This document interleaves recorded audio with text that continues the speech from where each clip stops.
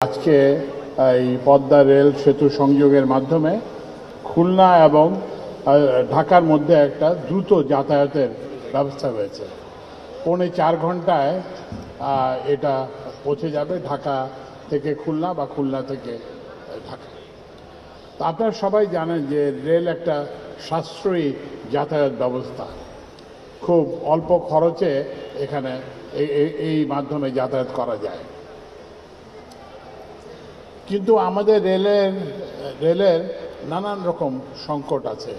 আপনারা অনেকেই অসন্তোষ ব্যক্ত করে থাকেন, কিন্তু আপনাদের জানতে হবে যে রেল কেন আপনাদের প্রার্থিত সুবিধা দিতে পারে না।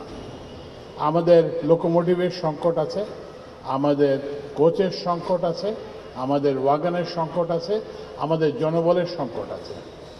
আমরা এই সীমিত সংখ্যক জনবল দিয়ে রেলের কর্মীরা একটি বড় দায়িত্ব পালন করেন। তারা কিন্তু আমাদের আনসাং হিরোজ, তাদের কথা কেউ মনে করে না, কিন্তু আমি তাদের আজকে স্মরণ করতে চাই।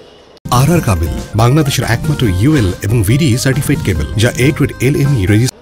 রেলের যে আজকের যে বর্তমান অবস্থা, এটা এই অবস্থাতে আসার একটি কারণ হচ্ছে অপব্যয়। আমরা যত্রতত্র স্টেশন স্থাপন করেছি, যত্রতত্র কি বলে রেল লাইনের বিস্তার করা হয়েছে, কিন্তু লোকোমোটিভ আছে কিনা, ক্যারেজ আছে মানে কোচ আছে কিনা, এগুলোর জনবল আছে কিনা, এগুলোর ব্যবস্থা না করে এগুলো করা হয়েছে। আরেকটা জিনিস হচ্ছে যে আপনাদের, আমি সাধারণ যাত্রীদেরও একটি কথা বলতে চাই, যে সেটা হচ্ছে যে সবাই আশা করেন যে রেলগাড়িটি তাদের বাড়ির পাশে থামবে, আবার তারা এটাও চান যে তারা দ্রুততম সময়ে গন্তব্যে পৌঁছবেন। তো এটা সম্ভব না। আপনি যতই স্টপেজের সংখ্যা বাড়াবেন, ততই আপনার যাতায়াতের সময় বাড়বে।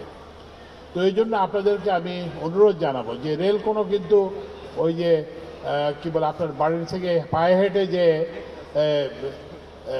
রেলে ওঠার এটা না। পৃথিবীর সর্বত্রই কিন্তু আপনি অন্য একটা যানবাহন যে আপনি রেল স্টেশনে যাবেন, এটা একটা সেকেন্ডারি ট্রান্সপোর্টেশন।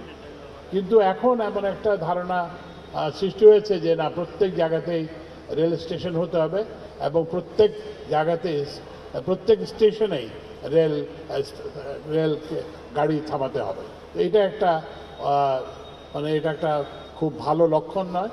আমরা আশা করব যে সবাই একটু এইটা চিন্তা করবেন যে যেখানে যাত্রী বেশি হবে সেখানেই গাড়ি থামবে, যেখানে থেকেই রাজস্ব পাওয়া যাবে, পণ্য কিংবা মানুষ পরিবহন করা যাবে, সেখানেই রেল থামবে, ওঠানামা করবে।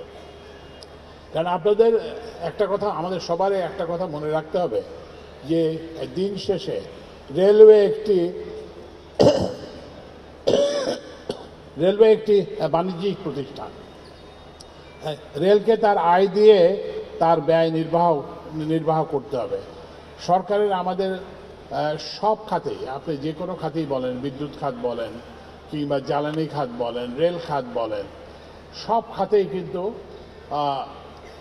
সড়ক খাত বলেন, সব খাতেই কিন্তু ভর্তুকি দিতে হচ্ছে। এই ভর্তুকি আর কত দেয়া যাবে?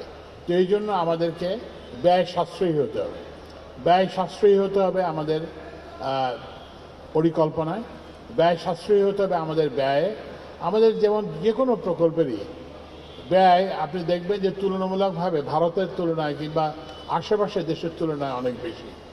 এইটা আমি আপনার রেলের যারা ইঞ্জিনিয়ার, রেলের সঙ্গে সেনাবাহিনীর যারা সহায়তা করেন, অন্য সবাইকে অনুরোধ জানাবো যে কিভাবে এটার খরচ কমানো যায়। এই খরচ যদি কমানো না যায়, এই ব্যয় যদি কমানো না যায়, তাহলে আমাদের যে রেল সেবা দেওয়ার আমাদের প্রত্যাশা, সেটা আমরা পূরণ করতে সক্ষম হব না।